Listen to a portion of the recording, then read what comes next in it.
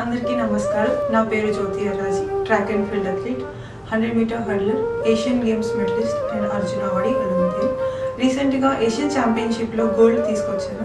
Ravi Naidu sir గారు నన్ను ఎంతో అభినందిస్తూ నారా లోకేష్ సార్ దగ్గరికి తీసుకెళ్ళడం జరిగింది. ఇంతకు ముందు నాకు సపోర్ట్ లేదంటూ చాలా బాధపడ్డాను. కానీ ఈసారి లోకేష్ సార్ దగ్గరికి వెళ్ళిన తర్వాత 45 minutes సార్ దగ్గర కూర్చొని నా యొక్క ప్రాబ్లమ్స్ అండ్ ఫ్యూచర్ టార్గెట్స్ ఏమేమి ఉన్నాయి అనేది నన్ను కనుక్కొని అండ్ అప్రిషియేట్ చేసి నా మెడల్ చూసి మా పేరెంట్స్ కూడా వాళ్ళతో మాట్లాడిన తర్వాత మన ఆంధ్రప్రదేశ్లో ఏవేవైతే సపోర్ట్ కావాలి అనుకుంటున్నారో దానికి తగ్గట్టు అన్ని అట్మాస్ఫియర్ అండ్ ఫెసిలిటీస్ తీసుకురావడం అనేది జరుగుతుంది.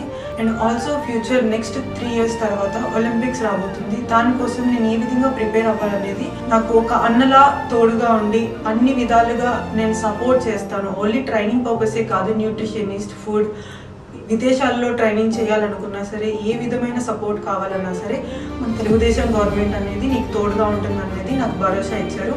సొంత అన్నగా ఫీల్ అవ్వాను నేను.